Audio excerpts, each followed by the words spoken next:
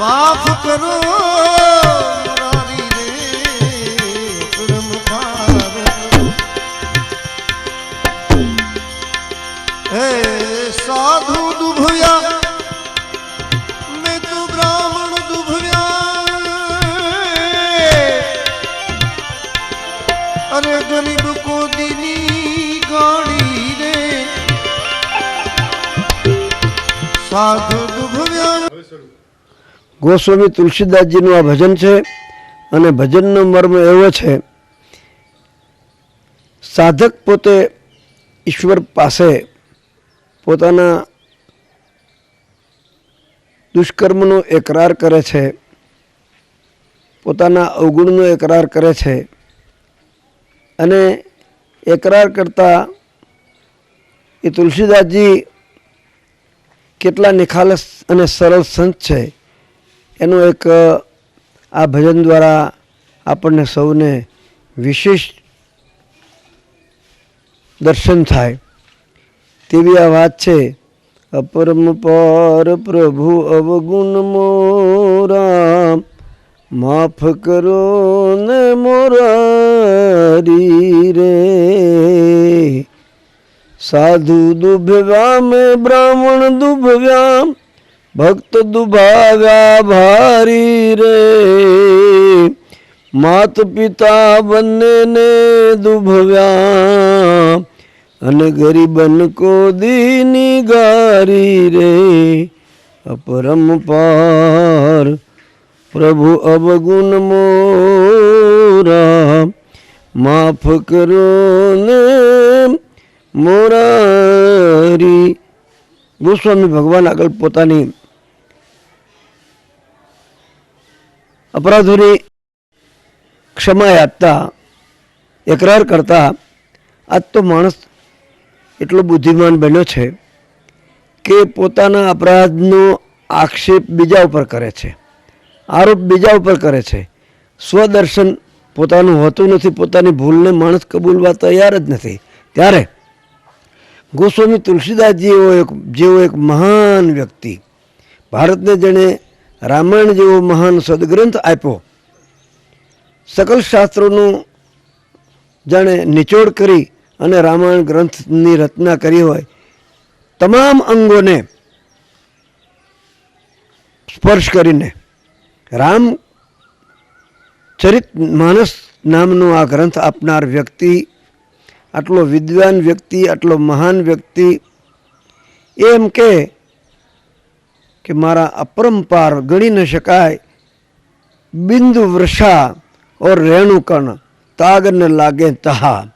જેમ વરસાદના બિંદુને ગણી શકાય નહીં, જેમ રેણુ એટલે રેતીના કણને ગણી શકાય નહીં, એમ અપરંપાર મારા અવગુણ છે અને એને માફ કરો, કારણ કે આપ જ સમર્થ છો એને ક્ષમા કરવા માટે। અને મેં સાધુઓને દુભ્યા, બ્રાહ્મણને દુભ્યા, ભક્તોને દુભ્યા, માતા પિતાને દુભ્યા અને વિષય રસમાં આનંદ માન્યો। જ્યાં પરમાત્માનું ભજન થતું હોય ત્યાં મને ભજન થાય, ત્યાં નિદ્રા આવે અને પર નિંદા લાગે પ્યારી। આ સમાજનું દર્શન નથી લાગતું કે સમાજની આ સ્થિતિ છે આજની કે માણસ ભજન થાય ત્યાં એને આળસ આવે, ત્યાં એને નિદ્રા આવે અને ક્યાંક નિંદા કોઠલી થતી હોય, જ્યાં પાપાચાર થતો હોય, ત્યાં અનાચાર થતો હોય, જ્યાં અત્યાચાર થતો હોય ત્યાં માણસ પોતાની બધી જ કામગીરી ભૂલી જાય અને રાતભર જાગી રહે।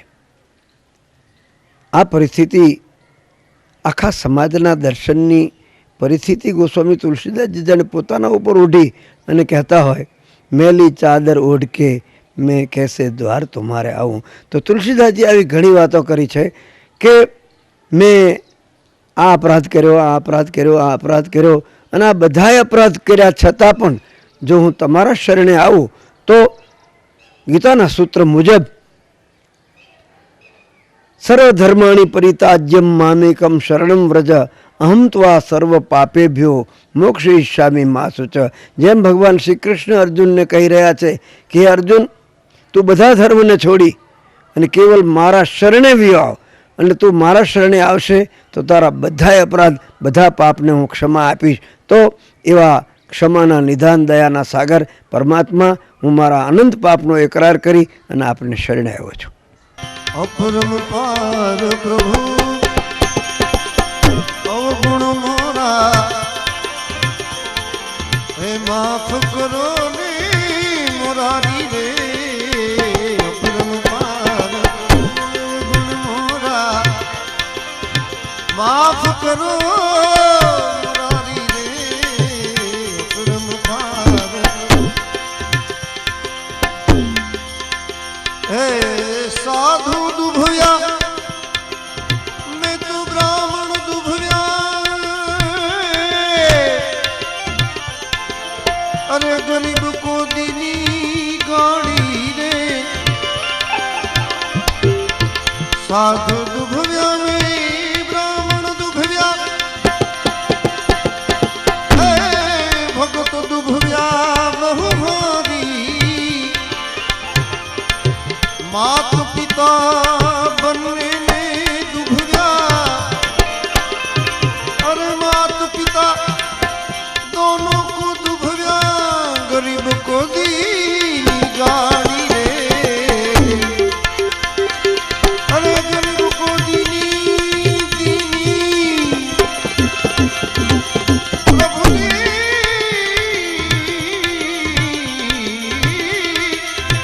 गरीब को दी अपरंपार प्रभु अवगुण मोरा. अवगुण मोरा अवगुण मोरा. ऐ माफ करो मुरारी रे. अपरंपार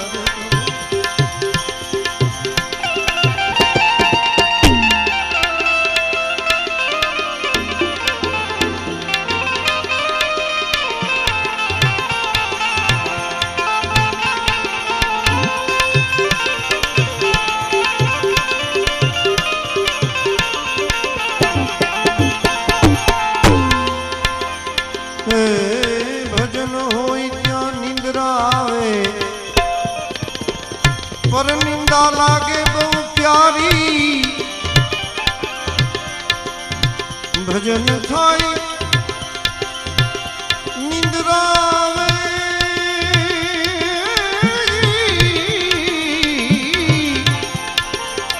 पर निंदा बहु प्यारी.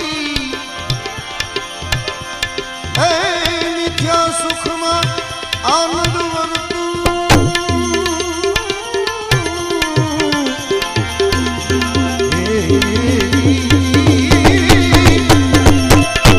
मिथ्या सुख में आनंद वर्तू. कुटिल कुबुद्धि मारी रे. अपरंपार प्रभु मोरा माफ करो रे मुरारी रे.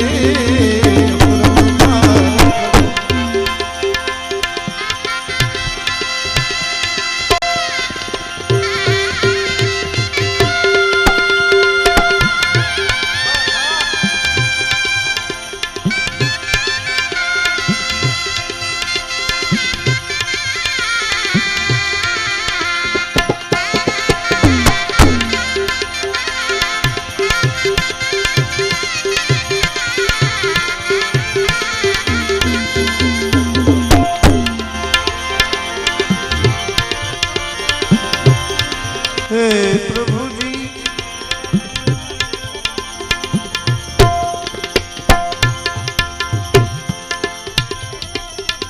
दया धर्मनी वात न जानू. अधर्मनो अधिकारी. कामी जन झूठा बोलो. अरे कामी जन कामी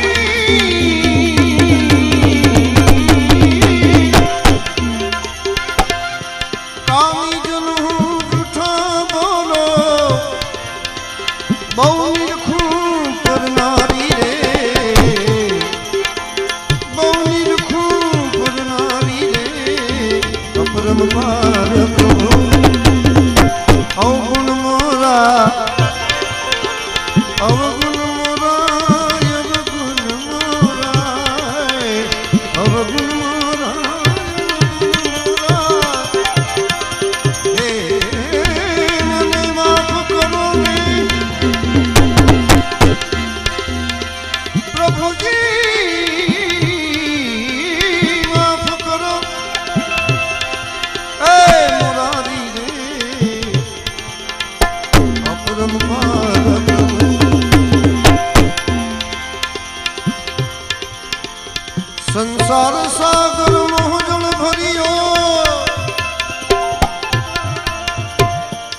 પૂંછડો ભર્યો ભારી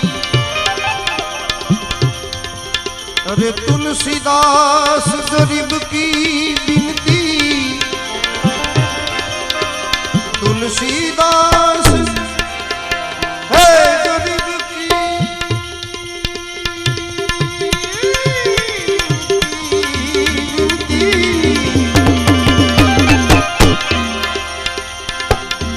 तुलसीदास गरीब की विनती अब तो लेना उगारी रे अपरंपार प्रभु अवगुण मोरा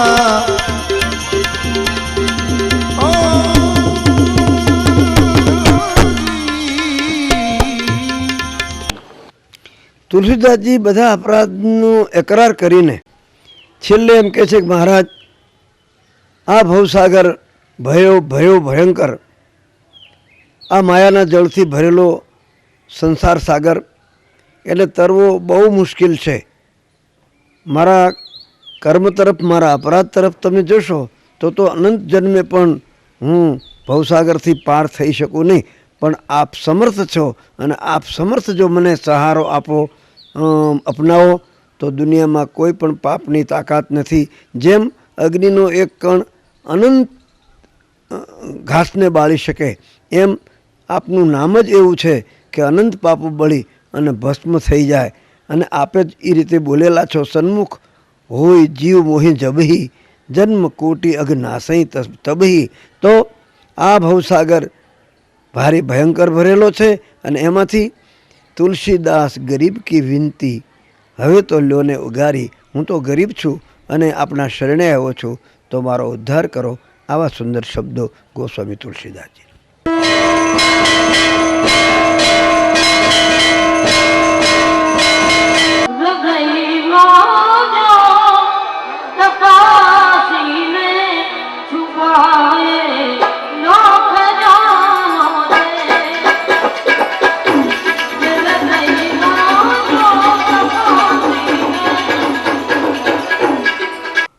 દાસ સતાર શાહનું આ સુંદર ભજન છે.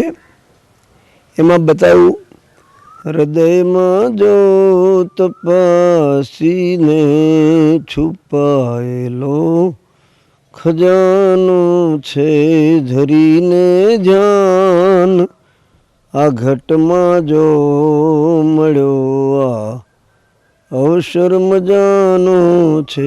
સતાર શાહ સુંદર સંકેત કરે છે માનવ શરીરની વિશેષતા તરફ કે માનુષ શરીરમાં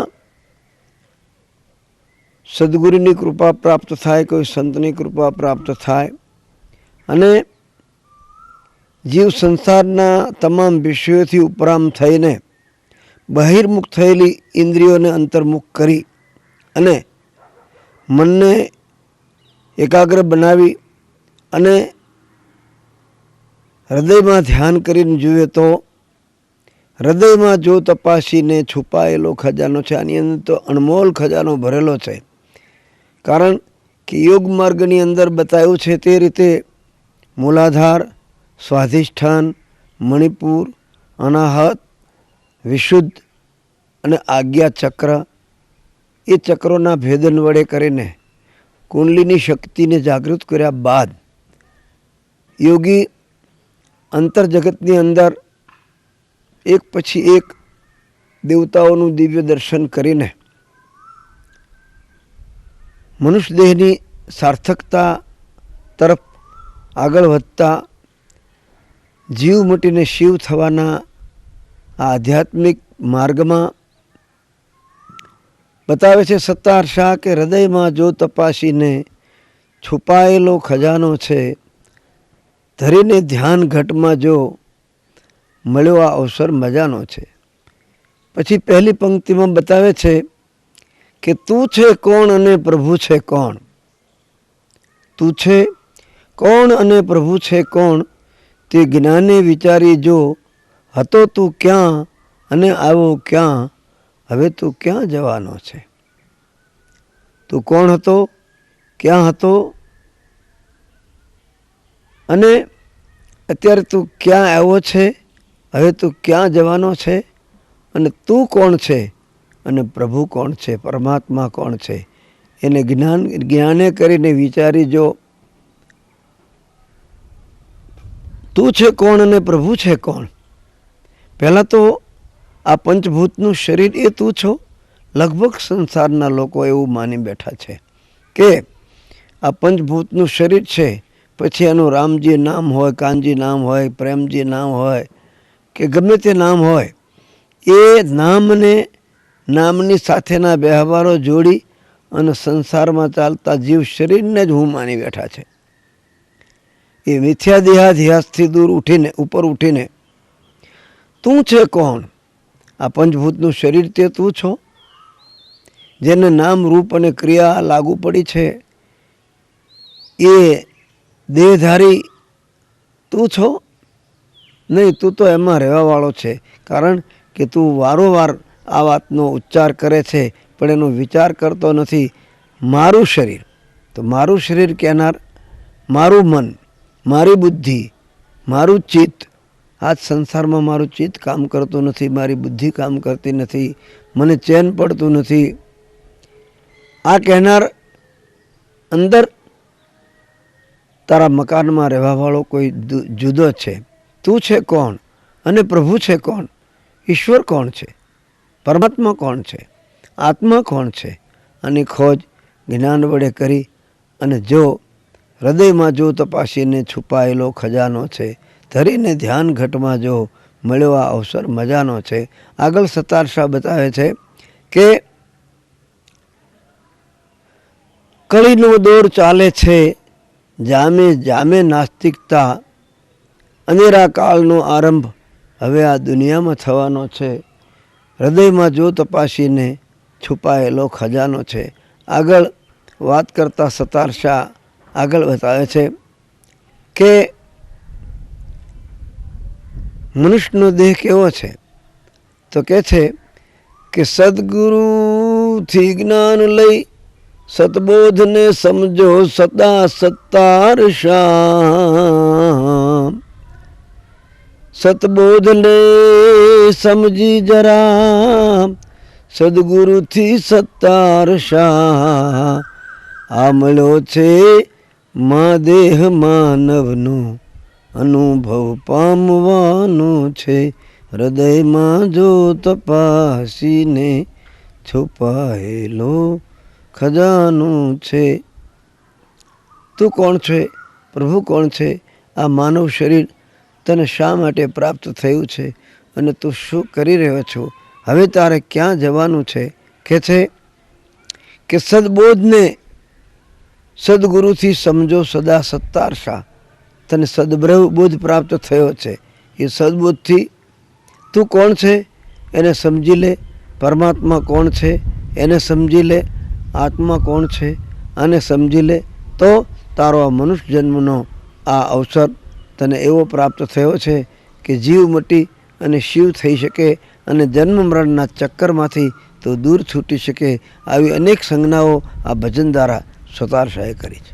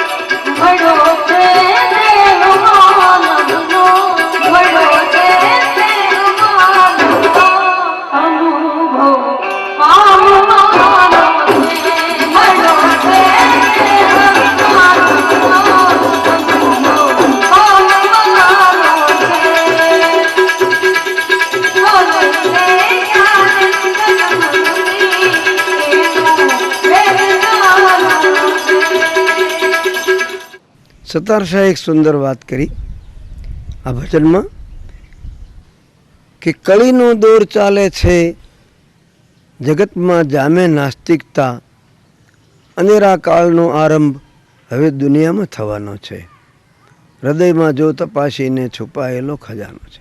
આ કળિયુગનો દોર ચાલે છે, જેમાં વિષયનો વરસાદ વરસી રહ્યો છે, નૈતિક માણસનું દિવસે દિવસે પતન થતું જાય છે અને આધ્યાત્મિક માર્ગથી પતન થતું જાય છે લોકોનું. એવા વખતમાં તું શબ્દ સ્પર્શ રૂપ રસ ગંધના વિષયોથી તારી મનની વૃત્તિને ઉપરામ કરી, મનને એકાગ્ર કરી, ચિત્તની શુદ્ધિ વડે કરી અને આત્મા અને પરમાત્માની ખોજ માટે હૃદયમાં ધ્યાનસ્થ બનીને જ્ઞાન વડે કરી સદગુરુની કૃપાથી હૃદયમાં જો તપાસીને છુપાયેલો ખજાનો છે, તો ધરીને ધ્યાન ઘટમાં જો મળ્યો આ અવસર મજાનો.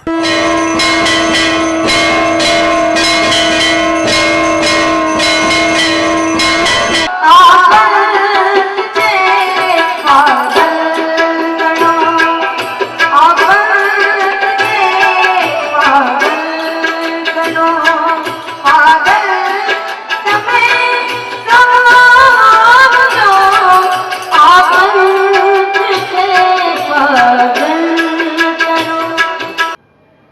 ઈશ્વરી સંકેતથી આ એક ભજન કોઈ સાધક પ્રશ્ન કરે છે, પંથ એટલે માર્ગનો. અત્યારે વિવિધ સંપ્રદાયો સમાજની અંદર ધાર્મિક જગતમાં આવ્યા છે, ત્યારે સ્વાભાવિક માણસને આવા પ્રશ્નો ઊભા થતા હોય છે. અને એ પૂછનાર સાધકે તો એની રીતે પૂછ્યું કે તમારો પંથ કયો છે. અને ત્યારે આ એક વાણીનું અવતરણ થયું. અપંથ છે પાગલ તણો, પાગલ તમે સૌ આવજો. અપંથ છે પાગલ તણો, પાગલ તમે સૌ આવજો. ડાપણ તમારું તમ કને, અહીંયાન સાથે લાવજો. આ પંથ છે પાગલ તણો. સાધકોને એક સારો ઈશારો છે કે સંત મિલન કો જાઈએ તજી માયા અભિમાન. જ્યો જ્યો પગ આગે ધરો તો કોટી યજ્ઞ સમાન. માણસ ખાલી થઈને સંત પાસે જાય, અહંકારને છોડીને સંત પાસે જાય, જિજ્ઞાસુ બનીને સંત પાસે જાય તો કાંક ને કાંક સંતો દ્વારા એને ઉપદેશ, આદેશ અને સંદેશ પ્રાપ્ત થતો હોય છે. તે રીતે અહીં કહેવામાં આવ્યો કે આ પંથ છે પાગલતણો. કારણ કે પાગલ માણસો જ આ માર્ગ ઉપર ચાલે છે. દુનિયા જેને ગાંડા ગાણે છે તે જ આ માર્ગ ઉપર ચાલે છે. કારણ કે આ જ્ઞાનનો માર્ગ, ભક્તિનો માર્ગ, યોગનો માર્ગ એ બુદ્ધિજીવી માણસો માટે નથી. એ શ્રદ્ધાપૂર્વક, વિશ્વાસપૂર્વક આ માર્ગ ઉપર જે જીવાત્મા ચાલે છે તેને પ્રાપ્ત થતો આ માર્ગ છે. ડાયા માણસો એટલે એ ડાયા માણસો પોતાની બુદ્ધિનો ઉપયોગ વિષયોના સુખ તરફ જ વહાવ્યા કરે છે. ત્યારે એમાંથી અલગ પડેલા આધ્યાત્મિક વિચારધારાવાળા સાધકો, તમે પાગલ બનીને અહીં આવજો અને તમારું ડાપણ તમે સાથે લાવતા નહીં. આપણે જેમ મંદિરમાં જઈએ, કોઈ મહાપુરુષ પાસે જઈએ ત્યારે જેમ આપણા બૂટ ચંપલ ઉતારીને જઈએ, એ રીતે અહંકાર, મમતા, દેહાભિમાન આ બધું મૂકી અને પછી સંત પાસે જઈએ તો સરિતા જુઓ સાગર ભણી, પાગલ બનીને દોડતી. સરિતા જુઓ સાગર ભણી, પાગલ બનીને દોડતી. જેમ સરિતા પહાડમાંથી વહીને સાગર તરફ દોડે છે, પોતાના સ્વામી તરફ દોડે છે, એમ જીવ આ સંસારના તમામ સુખોને છોડી અને અધ્યાત્મ તરફ દોડે છે, પરમાત્માને મળવા માટે દોડે છે. અને જ્યારે દોડે છે ત્યારે કેવી રીતે કે નાળાનું ગંધાતું જળ હોય પણ એ ગંગાજીમાં ભળે, ગંગ મિલે પુની ગંગહી હોય. ગંગાજીની અંદર મળતા એ ગટરનું ગંધાતું જળ, દુર્ગંધ મારતું જળ જેમ ગંગા બની જાય, યમુના બની જાય, સરસ્વતી બની જાય, નર્મદા બની જાય, એ રીતે જીવ ઈશ્વરમાં મળી જાય, સદગુરુમાં મળી જાય, સંતોમાં મળી જાય તો એના બીજી ભાત પડી જાય છે. તો કહે છે કે સરિતા જુઓ સાગર ભણી, પાગલ બનીને દોડતી. પછી એનું નામ રૂપ મિટાવીને યાદી નથી કંઈ છોડતી. આ પંથ છે પાગલ તણું. સરસ વાત કરી ઉદાહરણ રીતે કે જેમ સરિતા દોડી અને આગળ વહે છે, પછી એ નદી, નાળા, પહાડ, ઝાડ એને ચીરી અને પોતાના માર્ગમાંથી ચલિત થતી નથી. અને વિશેષતા એ કે સરિતા પહાડમાંથી નીકળ્યા પછી પાછું વાળીને જોતી નથી. એમ સાધક તું વિષયો તરફ પાછું વાળીને જોશ ના અને તારા આધ્યાત્મ માર્ગમાં યા કાર્ય સાધ્યામી યા દેહ પાત્યામી એવા સિદ્ધાંતથી આગળ વધ. તો જેમ નદી નાળાનું ગંધાતું જળ પણ ગંગા બની જાય, તેમ તું જીવ મટી અને શિવમાં ભળવાથી શિવ બની જશે. આત્માનું ચિંતન કરતાં કરતાં તું આત્મા બની જશે પરમાત્મા બની જશે, અહમ બ્રહ્માસ્મી બની જશે, તત્વમસીના મહાવાક્યનો તને ઉપદેશ સમજાશે. આગળ વધતા કહેવામાં આવે છે કે છે પ્રેમ પંથ સમર્પણ તણો, જ્યાં સ્વાર્થની ક્યાં વાત છે. પ્રેમનો માર્ગ એવો છે કે સંપૂર્ણ ખપી જવાનો, સંપૂર્ણ ઘસાઈ જવાનો, સંપૂર્ણ સમર્પિત થઈ જવાનો, અને સંપૂર્ણ સમર્પિત થવા પછી જ એ પ્રેમમાં ખપે છે. અને નહીંતર તો મિજાજે ઇશ્ક ના હોતા હકીકી પ્યાર હો જાતા, ન હોતી નાવ ચક્કર में તો બેડા પાર હો જાતા. ઇશ્કને, પ્રેમને અને મિજાજને બનતું નથી. કોઈ પણ પ્રકારનું અભિમાન અહંકાર લઈને જનાર માણસ કોઈ દિવસ પોતાના સિદ્ધાંત સુધી પહોંચી શકતો નથી. ત્યારે કહે છે કે છે પ્રેમ પંથ સમર્પણ તણો, જ્યાં સ્વાર્થની ક્યાં વાત છે. જગ પ્રેમ નથી છે વાસના, એને તૂટતા ક્યાં વાર છે. જગતના લોકોએ જે પ્રેમ પ્રેમ શબ્દને પ્રેમને ભોગવ્યો છે, હકીકતમાં એ પ્રેમ નથી, એ તો વાસના છે. ઇન્દ્રિયજન્ય સુખની કામના વડે કરીને કરાતો જે પ્રેમ, એ પ્રેમ નથી, એ વાસના છે. અને વાસના દુર્ગતિ તરફ લઈ જાય અને સમર્પણ સિદ્ધાંત સુધી લઈ જાય. તો છે પ્રેમ પંથ સમર્પણ તણો, જ્યાં સ્વાર્થની ક્યાં વાત છે. જગ પ્રેમ નથી છે વાસના. આ જગતનો પ્રેમ છે એ પ્રેમ નથી, એ તો વાસના છે. અને વાસનાને પ્રેમનું માર્ગ નામ આપી અને સમાજે પ્રેમને ભોગવ્યો છે. પ્રેમ તો પ્રેમ પ્રભુ કા રૂપ હૈ, સહેજે ના સમજાય, સહેજથી સમજાય નહીં એવો આ પ્રેમનો માર્ગ છે. આમ બતાવતા આગળ કહે છે કે પાગલ હતા પ્રહલાદજી, નરસહી મીરાની નાત છે. પ્રેમી જે લોકો, પરમાત્મા તરફ વળેલા પ્રેમી જીવાત્માઓ કેટલું સમર્પણ. મીરાને ઝેર આપવામાં આવે, મીરાને અનેક યાતનાઓ આપવામાં આવે, પ્રહલાદને અનેક યાતનાઓ મળે. ભક્ત નરસિંહના જીવનમાં પણ અનેક યાતનાઓ આવે.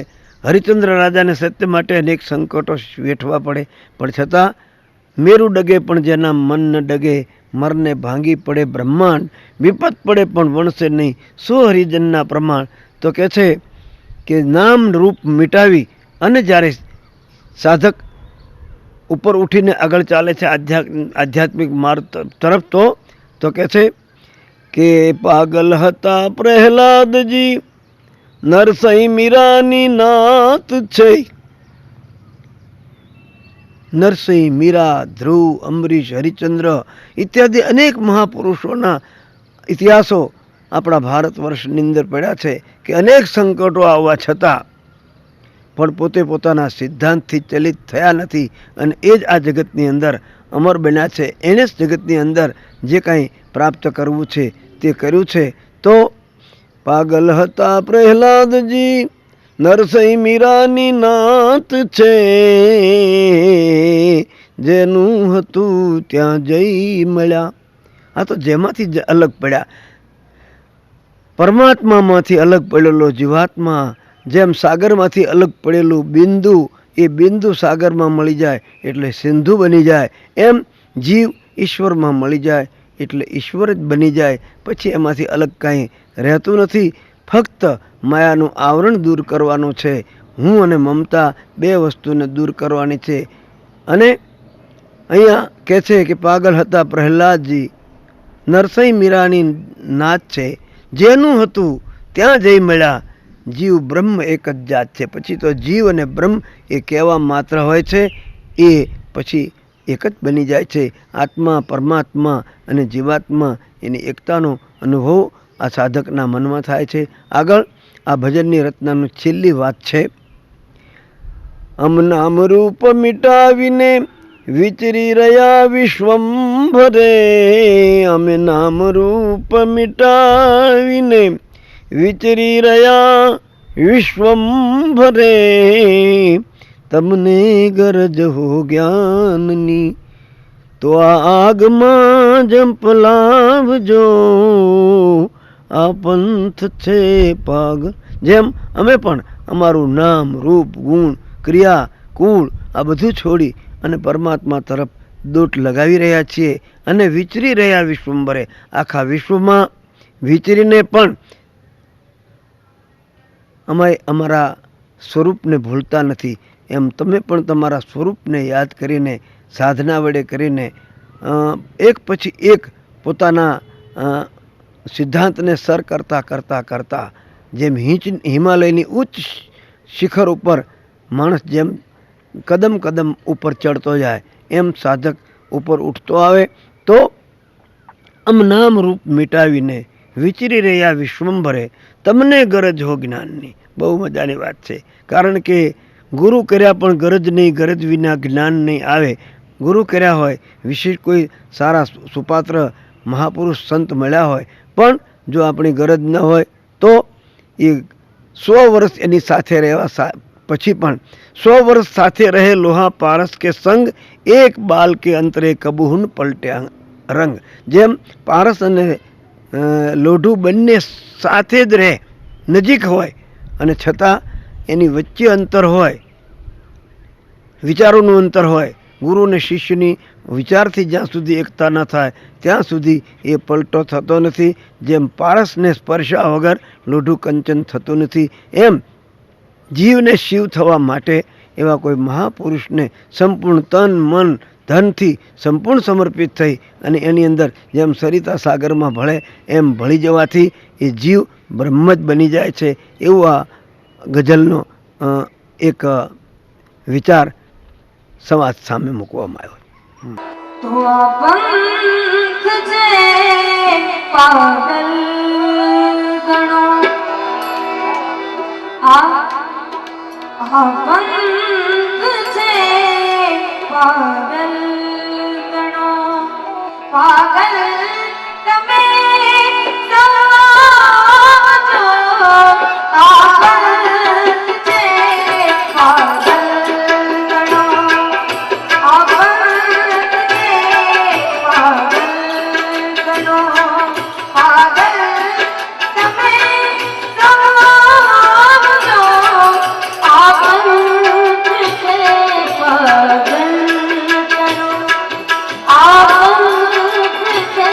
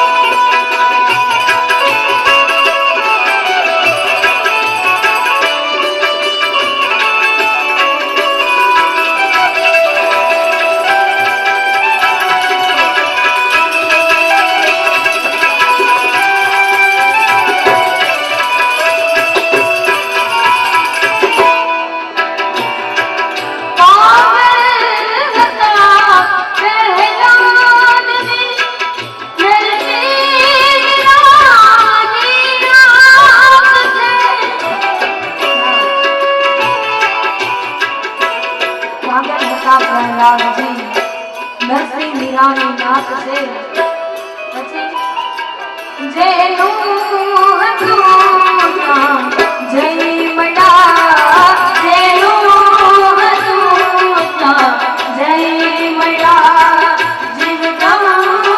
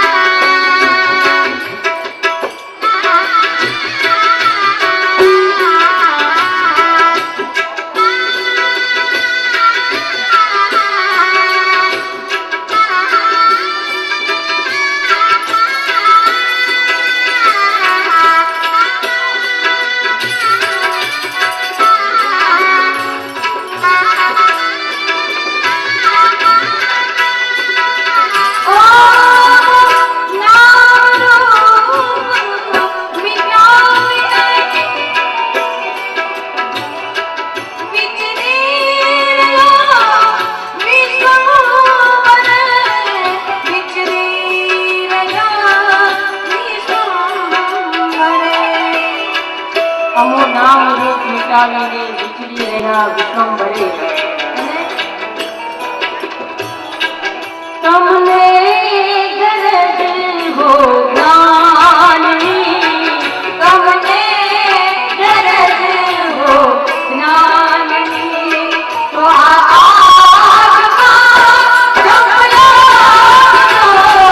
તમને ગરજ હો જ્ઞાનની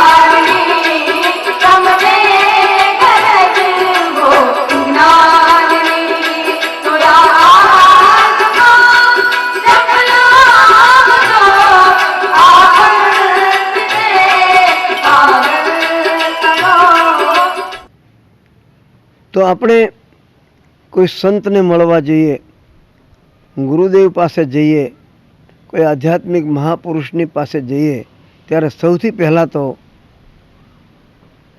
આપણે અથાતો બ્રહ્મ જિજ્ઞાસા, ઈશ્વરને જાણવાની જિજ્ઞાસા લઈને જઈએ. વિષયના સુખ માટે સંતો પાસે જઈએ તો આપણે ત્યાંના ત્યાં જ રહીશું. જે આપણે લઈને ગયા હતા એ જ લઈને પાછા આવશું, પરંતુ જો ખાલી થઈને જઈશું. અને સંતની પાસે જઈ નમ્રતાપૂર્વક વિવેકથી, જેમ ગીતામાં ભગવાન શ્રી કૃષ્ણે અર્જુનજીને એક ઈશારો કર્યો છે, ત્વદિધિ પ્રણિપાતેન પરિપ્રશ્નેન સેવયા ઉપદેક્ષંતિ તે જ્ઞાન જ્ઞાની ન તત્વદર્શિન. હે અર્જુન, તું એવા તત્વદર્શી બ્રહ્મનિષ્ઠ સદગુરુ પાસે જા, શ્રોતીય બ્રહ્મનિષ્ઠ સદગુરુ પાસે જા. અને એ સદગુરુ પાસે જઈ અને પહેલાં શું કરશે? ત્વદિધિ પ્રણિપાતેન, એટલે દંડવત નમસ્કાર કરી, આધીનતાપૂર્વક હૃદયના ભાવથી નમસ્કાર કરી, એની સેવા કરી, એને પ્રસન્ન કરી, અને પ્રસન્ન થાય ત્યારે તું તારા આત્મકલ્યાણના, પરમાત્મા પ્રાપ્તિના તમામ પ્રશ્નો એની આગળ રજૂ કર. અને ઉપદેક્ષંતિ તે જ્ઞાન, એ જ્ઞાન એ મહાપુરુષ, એ સત્પુરુષ, એ સંતો એ તને ઉપદેશ કરશે, જેથી વડે કરી અને અનંત જન્મનો તારો આ અંધકાર, જે ભ્રમ, એ દૂર થશે અને પરમાત્માનું પહેચાન થશે.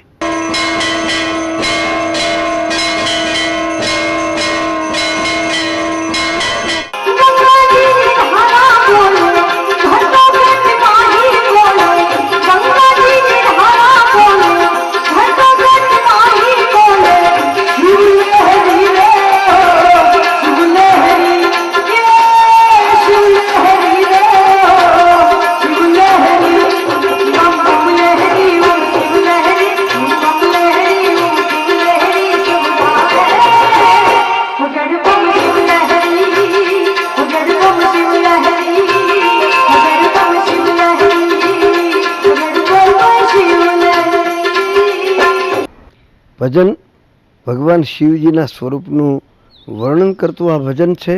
અને એમાં બતાવ્યું કે ગંગાજીની ધારા બોલે, શિવજીનું ડમરું બોલે, શિવલહેરી ઓમ શિવલહેરી. સાધકના શ્વાસ ઉશ્વાસમાં ભગવાન શિવજી પ્રત્યેનો એક અતૂટ સ્નેહ, અસ્ખલિત પ્રેમ, ભગવાન શિવજીનું સર્વવ્યાપકપણું આ ભજનમાં બતાવ્યું છે. ગંગ ભંગ દો બહેન હૈ, રહેતી શિવજી કે સંગ, તરણ તારણી ગંગ હૈ, ભજન કરને કો ભંગ. બતાવ્યું કે સંસારના તમામ વિષયોનો ભંગ, જન્મ મૃત્યુ જરા વ્યાધિને ટાળવાવાળા ભગવાન શંકર, મૃત્યુંજય મહાદેવ ત્રાહિમામ શરણાગતમ, જન્મ મૃત્યુ જરા વ્યાધિ પીડિતમ કર્મબંધને. એ રીતે સાધક ભગવાન શિવજીના વ્યાપક સ્વરૂપને દરેક સ્થિતિમાં જોતા, ગંગાજીની ધારામાં પણ જાણે ભગવાન શિવજીની લહેરીઓ ચાલતી હોય, ઓમ નમઃ શિવાય ઓમ નમઃ શિવાયનો જપ થતો હોય, ડમરૂમાંથી પણ શબ્દ નીકળતા હોય તો જાણે ભગવાન શિવજીના મહામંત્રનો જપ એની અંદરથી નીકળતો હોય, એના શબ્દો નીકળતા હોય. એમ પ્રત્યેક વસ્તુમાં ભગવાન શિવજીની અનુભૂતિનો આ અહેસાસ આ ભજન દ્વારા થયો.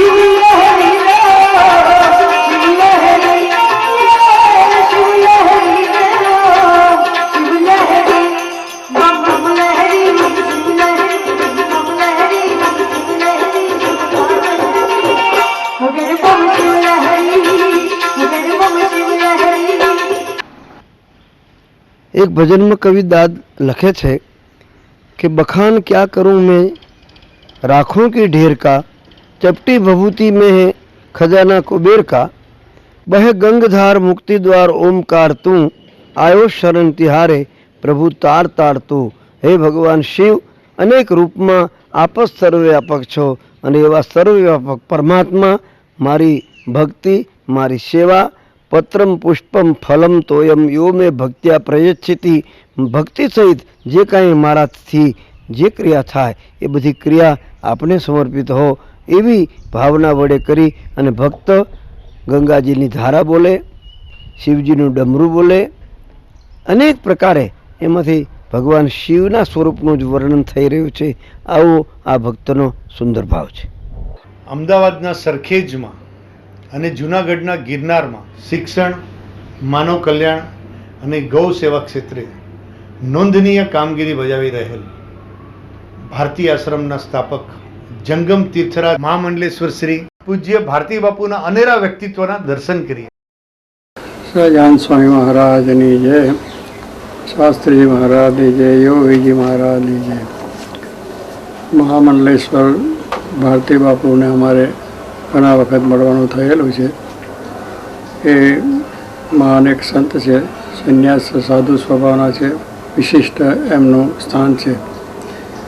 अने ए आपणे कह्युं छे एम के परधर्म समान कोई बीजानुं हित करनार धर्म नथी, एवुं एमनुं कार्य है। અને એમના જીવન મંત્ર પણ એ છે કે બીજાના પરનું હિત કરવું, બીજાનું કલ્યાણ કરવું એ એમનો મંત્ર છે, એટલે એમનું જીવન છે અને કરે છે। અને આધ્યાત્મિક પણ એમને સાધના કરેલી છે। એની સાથે સાથે સમાજ સેવાનું કાર્ય પણ કરીને બહુ સાથે સમાજની સેવા કરીને લોકોને સારી રીતના માર્ગે દોર્યા છે। અને સાથે સાથે એમને પણ ત્યાં ગિરનારની અંદર પણ મોટો આશ્રમ કર્યો છે, ત્યાં પણ અમારે જવાનું થયું છે। ત્યાં પણ એમની સાથે ઘણી વાર્તાલાપ ત્યાં થયેલું છે। ત્યાં પણ મોટી શાળા એમને કરી છે। એટલે સાધુઓને તો સાધના જ કરવાની હોય, પણ છતાંય સમાજની સાથે રહેવાનું તો સમાજ માટેની શાળા સ્કૂલ મોટી કરી છે। એટલે શિક્ષણની સાથે સંસ્કાર અને શિક્ષણ બે પણ તે આપે છે। તો પરમ કાર્ય એમના જીવનમાં એમણે કર્યું છે। અને બહુ સાધુ સ્વભાવ છે, બહુ શાંત પણ છે, પરગજુ છે, આધ્યાત્મિક એમનું જીવન છે અને સમાજને માટે ખૂબ સારું કરી રહ્યા છે। આધ્યાત્મિક રીતે પણ લોકોને પ્રેરણા આપી રહ્યા છે, એવું એમનું જીવન છે। તો ભગવાન એમને લાંબુ આયુષ્ય આપે, ખૂબ સારા શાંતિ રહે અને લોકોને ખૂબ એમના થકી આધ્યાત્મિક લાભ થતો રહે, એ સ્વામિનારાયણ ભગવાનને પ્રાર્થના।